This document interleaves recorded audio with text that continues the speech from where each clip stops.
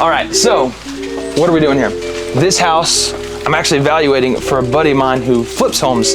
He asked me to swing by, check it out, see what the condition of it was, see what improvements could be made, and kind of get an idea on what needs to be done. So, reason why this house, we've got this home next door was just flipped and it sold for $499,000. This home is listed for $199,000. So we've got some really good comps in this area that, if a little love and work was put in this house, could end up making for a great flip and a high return. So I'm gonna go through, make some notes on what needs to be done, what the condition looks like, and also get some idea on what we could do in the space. So this one's not sexy at all, but that's what we want, because that means that we can get it for below market value, make some improvements, fix it up, make some money, or fix it up, turn it into a rental. So this is the living room. There was a wall here at some point. You can see probably a half wall on both sides. You can see where the old wall was right here. So there would have been a separation here. And this is the dining room. First problem is we're gonna have to add heating and air. There's no central coolant here, electric. We got gas heaters and wall units. So we're gonna factor in the cost of adding HVAC system. Power on? Okay. More ugliness. So this is the kitchen. It's obviously gonna need a lot of work. All that's gonna have to go, all this is gonna have to go. The walls aren't in bad condition. I don't see any big cracking yet. So I don't think we have any severe foundation work. Obviously we gotta get underneath to tell, get an idea. We're gonna have to move the hot water heater. Nobody wants a hot water heater in the kitchen, so we gotta factor in that cost. Probably would move it to the attic.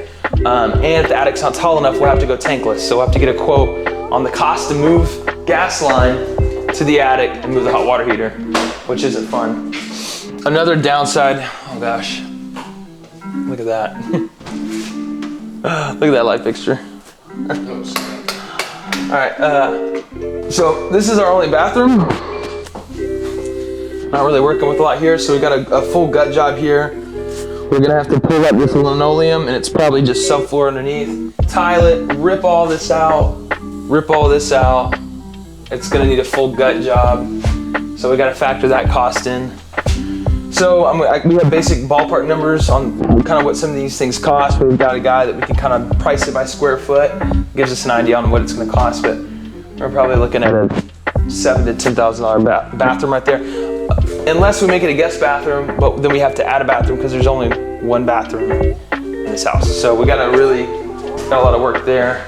Again, rip all the flooring out. We probably would knock all these doors out, make it one big closet. Try to keep the original framing, keep some of the character, but we'd probably cut all that out. And we'd probably cut it all out and do all new closet. So floors in here, paint, fixture. We gotta figure out what we're doing with this closet. The bedrooms are kind of small.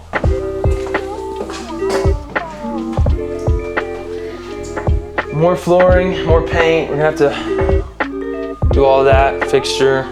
But they always say, so when you flip houses, you wanna find the ugly duckling because that's where you have the most potential because you can get it below market cost.